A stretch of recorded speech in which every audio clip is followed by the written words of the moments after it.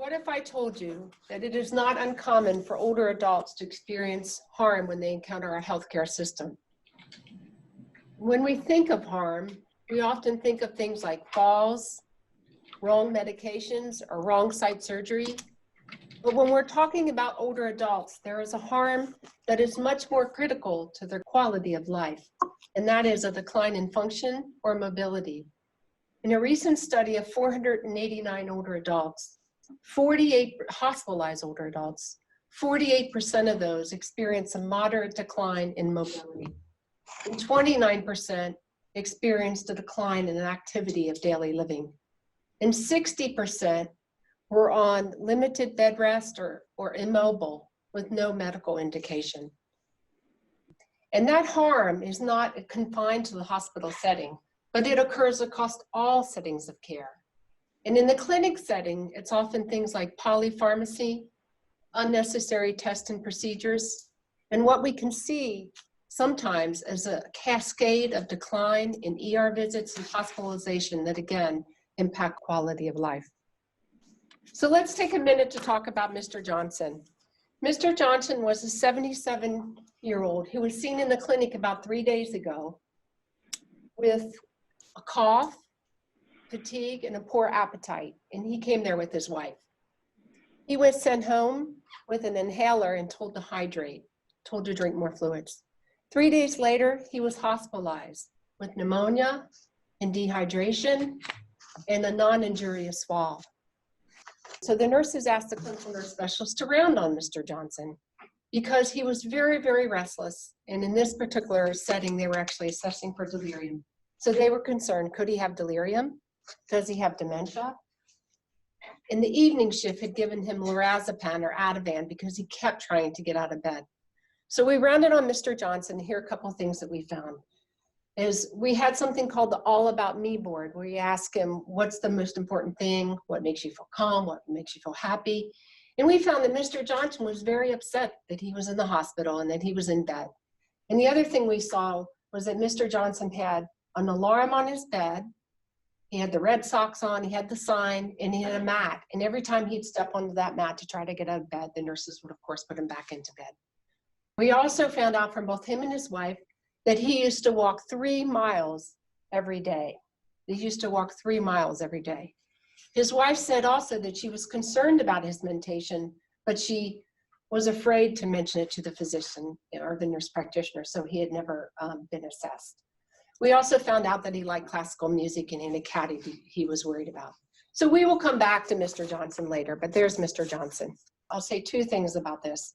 We're really just going to touch on the 4 M's, but I'm going to give you a little bit of background really about understanding why we focus on these 4 M's. I do want you to know that we, all of us on this ECHO today and over the next several sessions, are part of a much larger national initiative called the Age-Friendly Health Systems Movement. You can go to the Institute for Healthcare Improvement site and learn more about this, but essentially they have a goal of reaching 20% of over 5,000 healthcare systems by 2020. I think we're about 50% there. And by the end of 2023, reaching over 50%. And now I'm going to tell you a little bit more about why we decided to do this. I do have a disclosure that I'm a non-paid advisory panel member since 2016 of this national movement. So I have a little background to share with you, is that they put a bunch of us in a room to think about this problem. And one of the things we found is that we have lots of evidence-based geriatric care models. And some of you I know are already doing some of these, and you're already doing many of the things that we'll talk about today. Yet, many older adults like Mr. Johnson are still experiencing harm and it's still experiencing unnecessary loss of function and unnecessary tests and procedures. The other big part, especially for rural older adults, is that most models of care reach only a small part of older adults. And this is actually a study that IHI, Institute for Healthcare Improvement, did, where they showed that we reach less than 10%. And I know I've had the experience too that when having spent most of my career in academic medical center and then going into smaller regional medical centers, this is where the majority of older adults receive their care. So this is where we should be thinking about and talking about. yet many of them may not have the same resources, or they have different resources. They don't necessarily have lots of geriatricians or geriatric nurse specialists. So this is a 4Ms framework that we're going to talk more about. So these are the 4Ms, just in case this is the first time you've heard it. The 4Ms are what matters, which is aligning care with the older adults' specific goals for care. So asking them things like, what are your biggest health concerns? What matters to you today for this clinic visit? So it does include end-of-life care, but it's not limited to that. Medication really focuses on deprescribing or avoiding high-risk medication. And that is guided by, of course, what matters. Mentation in the clinic setting is focusing on managing dementia and depression, though it could focus on delirium too if they present with delirium. And in the acute care setting, it focuses more on delirium and possibly, again, dementia and depression if that's appropriate. The other thing I want to say about this is it's meant to be every older adult, every encounter. In that it's not really enough to focus on just one of the M's and to say, boy, we do a really good job with medication. Is that they're meant to be a set. And I hope what you find by the end of these 15 minutes is that focusing on the 4Ms as a set simplifies complex care. So it's not meant to make your work harder. It's actually meant to make it less of a burden. And I hope that you see that. Why these 4Ms? Just quickly, I'm going to say again, when they put all of us in the room, we didn't come up with 4Ms. We came up with 20 different things. And thankfully, there were lots of direct care clinicians.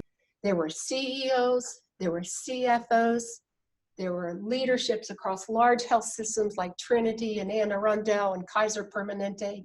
And they said, no way, we can't do this. So tell us what are the most impactful things we could do where it has both the human case and a business case. And also tell us what kind, so they're meant to be feasible too, feasible to be integrated into your clinic workflow or your hospital workflow. A little bit now about the evidence base for the 4Ms. Again, there's no particular order except for what matters, and that is that what matters should really guide everything else. And then again, the other thing is they should be used as a set. But there's a ton I could share on this, but you're going to get much more, so I'll just do a little bit of sharing. And that is a very, very recent study, actually in October 2019, of 366 older adults, published in JANA by Mary Tonetti, who was a geriatrician. And she found that with 366 older adults, this is a study that took a long time, so they worked very closely with how do you ask what matters? How do you have this conversation? But they found in doing that older adults were more likely to stop high-risk medications, have fewer diagnostic tests, and most importantly, have more satisfaction and feel that their healthcare was less of a burden. The satisfaction piece was also found in a 2013 study. Medications, I know a lot of you already focused on that, but also one thing that's important about this is that older adults are more vulnerable to medication-related events. Older adults are definitely more vulnerable. They take more medications. And in terms of the cost savings, just in case there are any CEOs on this call, is that the Penn, which is, I think stands for Hospital Engagement Network 2.0, that when they focused on deprescribing, asking what matters, limiting medications, they were able to save $78 million across 34 states. Mentation, again, you're going to hear a lot more about this, but we know that depression doubles the care. Delirium, this has been replicated many times. Delirium costs the healthcare system over $152 billion a year. Prevention work, when we prevent delirium, we have a return on investment. We know that dementia is one of the biggest causes of declines in functions and disability. And many persons with dementia are over-medicated, have poor care, and experience delirium. Mobility, I'll say a little bit more about this, but again, we know when we focus we'll talk more about that. This is a resource for you. This is called the Lone Medication Report, and I hope you do have a link to click on this in the end. But a couple of things about this report, and also I was involved in this report as an expert panel member, but this report found that focusing on unnecessary or inappropriate medications can save as much as $62 billion over the next decade. Hospital-related medication problems were responsible for more than 2 million hospital admissions. The good thing about the Lone Report is they didn't just say, oh, this is a big problem, deal with it, is at the end of this month, we have another report coming out that is recommendations. And the recommendations are not just for clinicians, they're for health systems, they're for policymakers, they're for payment to direct payment. So I hope that you look at that report. Some of you that know me know that I spend a lot of time thinking about medications, and medications save lives. Medications are really important. When we look at things like insulin and pain control, we know how important they are, but they also cause problems if we have too many of them. And in two points I want to make again about the 4 M's. The team did not choose 4 M's that you couldn't do anything about. So they chose 4 M's that, you know, you might think it's only 4 things, but those 4 things are so integrated and they impact so many things about the older adult. And so this is one example that I'll give you.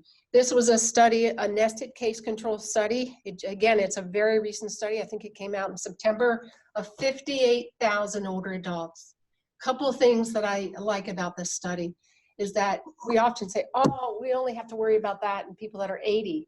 But this was people that they looked at dementia, and then they looked at medications 10 years prior. So we're talking about 45-year-olds.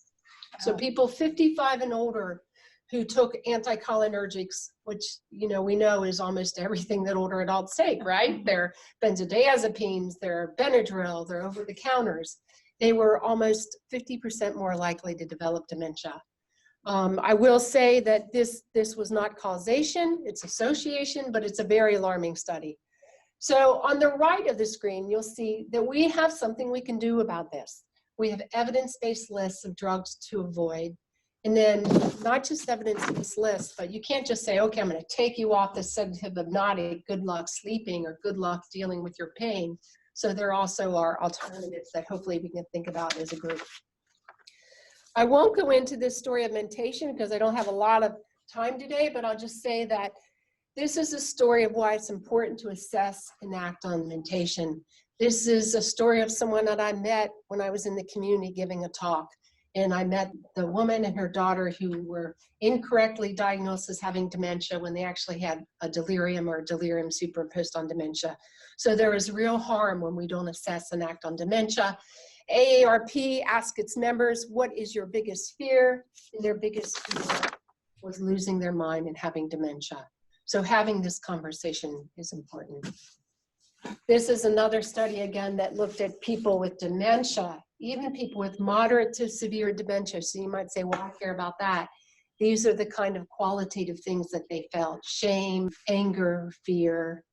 They were restrained, they were drowsy. This is, I guess, the 4th M that I'm going to talk about. And in some ways, maybe, I don't know if there's any that's most important, but this is the one I think that is more, that really integrates across all the other M's, right? So we know that if you give someone, it can integrate in both positive and negative ways. If you give someone too many medications, right, they're not mobile. And if you give them medication, if you keep them mobile, it might help their mobility or help them stay off medications for pain or depression. There are so many studies. If you Google physical activity right now in older adults, you'll find a ton of very strong studies that have moderate to strong evidence base with the grade system. So there are a ton I could talk to you about. One I'll mention is a study that was a randomized controlled study of over 100 older adults, and all they did was have the older adults walk. That's it, just brisk walking. And they had 3 sets.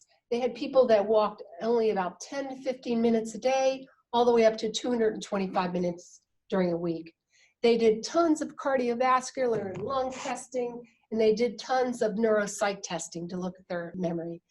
And not surprisingly, those people that walked 225 minutes a day had much better lung and heart function, right? But guess what? When they looked at mentation and processing speed and memory, those individuals that only walked 10 minutes a day had the same improvements in mentation as those that walked 225. So I love that as a study to talk about older adults. On the right, again, is something you can do about it. We have tons of, we'll talk more about this, but there are tons of toolkits for helping older adults set daily mobility goals.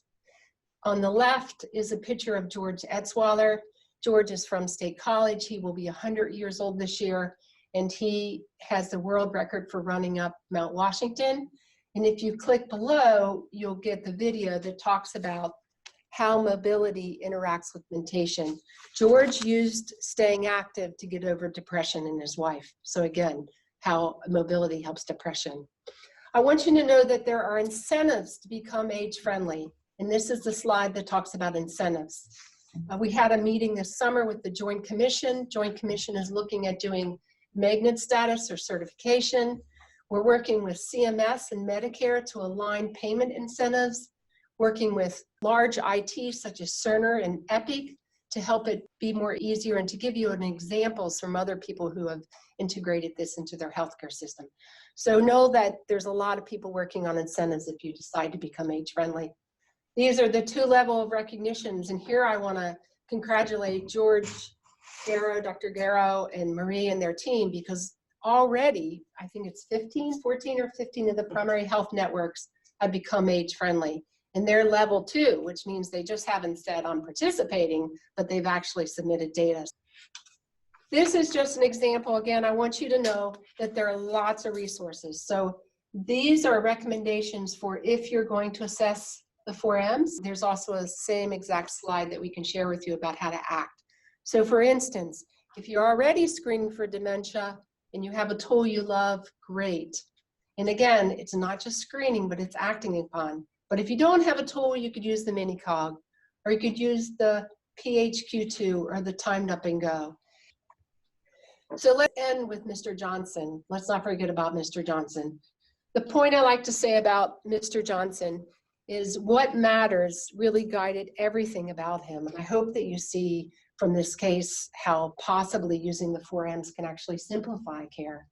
So remember Mr. Johnson, who said, you know, I hate to stay in bed and you're making me stay in bed because you're afraid I'm gonna fall. And remember, falls reduction can sometimes have unintentional harmful consequences. So some suggestions for Mr. Johnson is to ask him what matters in partnership with his wife. And this, again, this is a true story. The nurses did regular walking with him every day. They deprescribed the lorazepam. He did become calmer. He probably went home still having a little bit of delirium. And so they did delirium discharge teaching with him and then gave him some resources to follow up with home with their area agency on aging. So again, take home Pearl, I hope in the little time I had with you, you see that the cost and burden of non-age friendly care is high and that we have pretty strong evidence for using these 4Ms. And the 4Ms, again, need to be not just assessed, but acted on.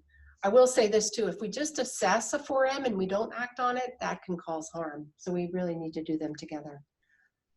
The other thing I'll say, if we just stop here, this means nothing. So if we just give content, it means nothing, is we also have to think about in our system is how we embrace the strengths of older adults. So not just the deficits, so not just counting the deficits, but also their strengths.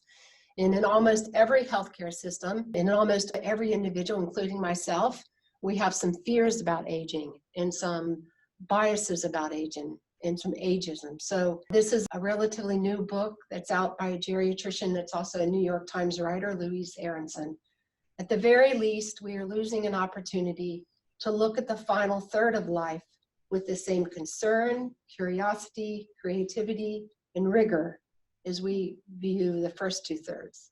So I invite you to think about that and to think about your own biases about aging.